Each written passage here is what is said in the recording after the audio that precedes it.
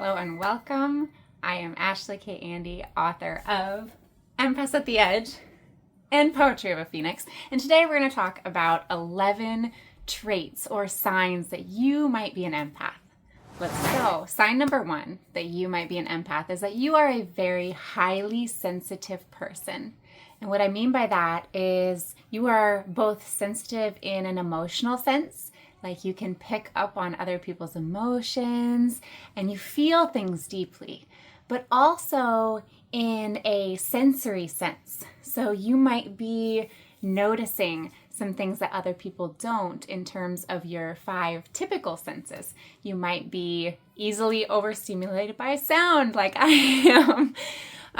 Or lights might feel bright when somebody next to you doesn't notice that. So number 1, you're a highly sensitive person. Number 2, natural environments soothe and refresh you. Now, this is typical of most human beings. We're meant to be outside, but you are especially refreshed, and it's a need as much as food and water to have your nature time, to have your time connecting with the earth. Number 3, your 6th sense is strong. So what I mean by that is you have noticed that you have an intuitive gift. You might call it, you just knew something because of a gut feeling, or, I just had a hunch, or sometimes you just have a sense of inner knowing of how things are going to play out, how a person is going to behave, what's going on underneath the surface. These things that your 5 typical senses aren't showing you. That 6th sense of yours is strong. Number 4, the emotions of others deeply affect you. So you might be one that has a hard time watching the news because you hate to see suffering of others because you feel it yourself. Or if somebody is sharing a story and they're sharing something really heavy or emotional that they are going through, instead of being able to just understand in a detached way what they're going through, you might find yourself feeling those same feelings with them. 5, you are likely a great listener.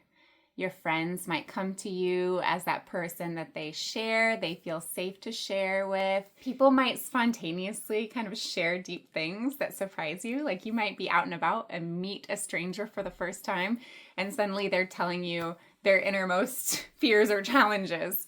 And people just kind of understand that you have that deep sense of feeling, which can be a pro and a con, right? But you also might find, I've found myself doing this unfortunately, is that sometimes you can be so good of a listener that you're listening to their energy as well as their words, which is a good thing. But you might find yourself kind of already knowing what they're saying or what they're getting at.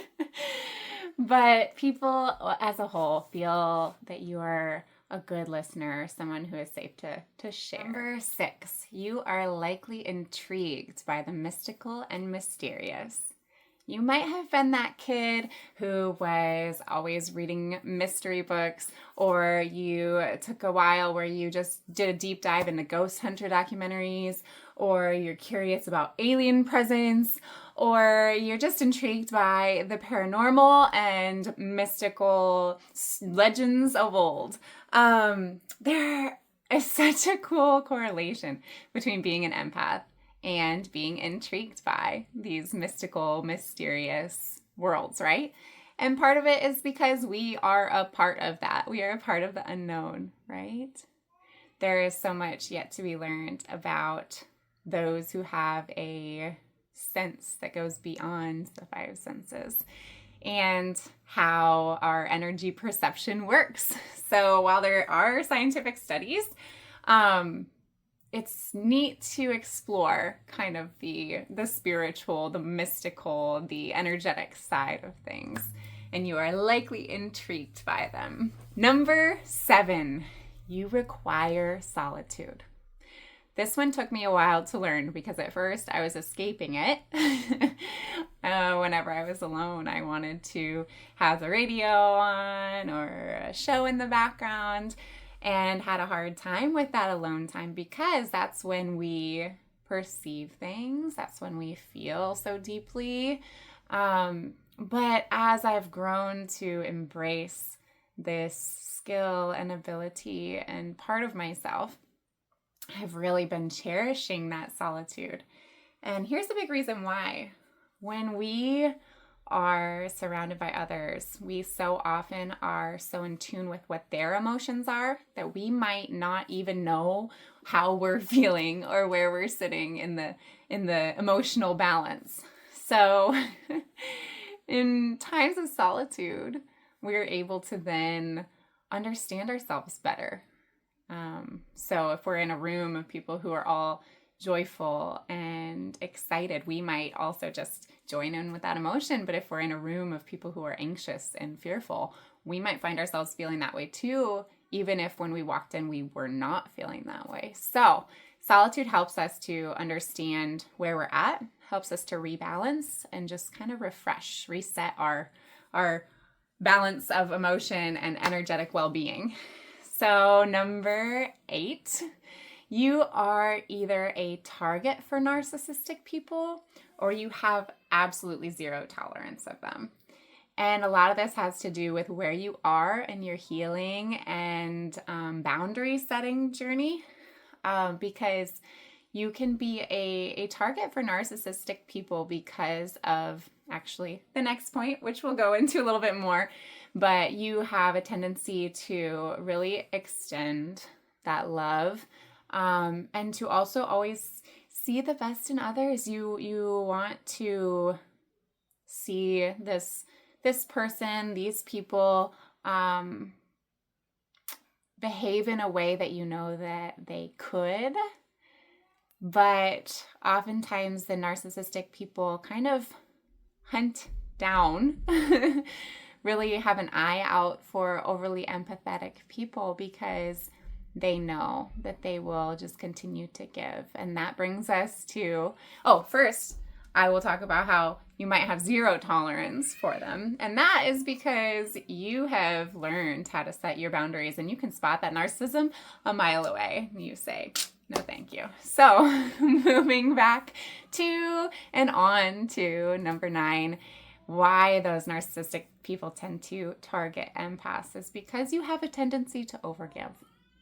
And you have to remember that this is coming from a beautiful place. You care about people and you extend that love, but often you can do so at the detriment of your own well-being. So you might be overgiving your things, your funds. You might be overgiving your time to people who don't equally have a balance of respect and mutual care. You might be overgiving just your chances. You might overgive people opportunities to try and do better, even though they've proven time and time and again that they are not willing to respect your boundaries. Number 10, you may have been diagnosed with a mental disorder or emotional imbalance.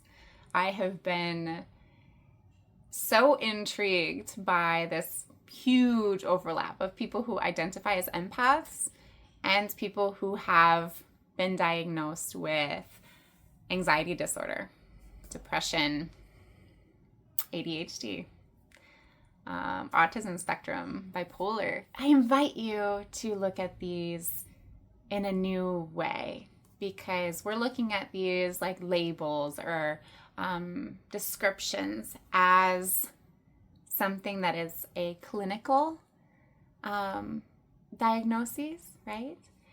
And when we talk about empathhood, we are likely looking at it more from a spiritual and energetic perception. It doesn't mean that these two things don't coexist, but you also might want to consider where you were at the time in which you were diagnosed.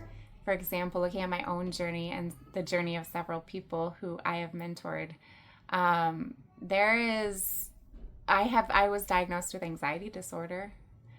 And while my symptoms were presenting as such, on a deeper level, I was simply an empath who didn't understand her gifts. And an empath in a world where we're not so widely honored or accepted for the abilities that we have and just the way that we are. People who may recognize or suspect they're on the, or maybe even have a diagnosis of being on the autism spectrum, you might be really, really good at pattern recognition. And that pattern recognition might extend to the energy of people and of things, and you might be able to sense those things that others cannot. So this is one I could probably do a whole video about, and maybe I will. But maybe let me know which of these points you want to hear more about and learn how to navigate them to the best of your ability. But we're going to move on to our final characteristic trait of an empath. And that is number 11. You have a kind and compassionate heart. And this is one of the most beautiful defining characteristics because it is seen across the board. Some of us have learned to put up walls. Some of us have learned to protect it because we were taught perhaps at a young age that the sensitivity was not accepted, or we were told to toughen up, or we just learned around our environment, oh, okay, shoot, I gotta reel this in and protect myself because it's not going to be fully accepted, honored, respected. You might have gone into a field or a career that is very compassion-centered. You know, a lot of teachers, nurses, people in caregiving or service-oriented industries. You'll often find our empaths there. But this kind and compassionate heart that you have, it is so special.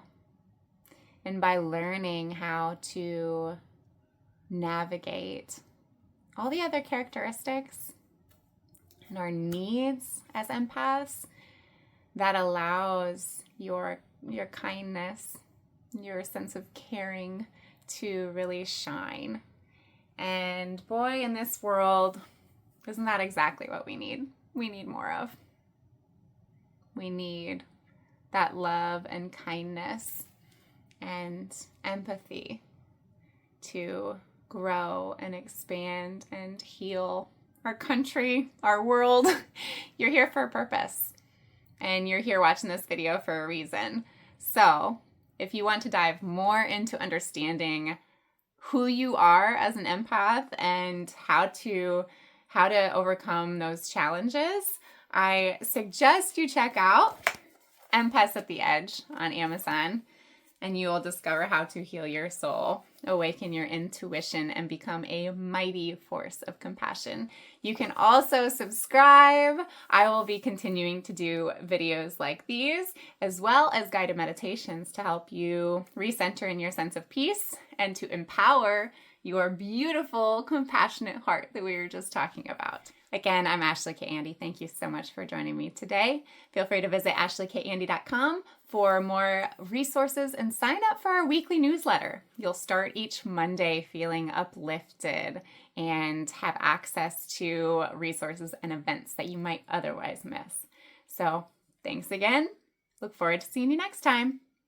Oh yeah, and by the way, if you have any ideas for videos that you want to hear from me, see from me, feel free to leave them in the comments, and I will try to create as many as you guys ask for. Thanks for being here.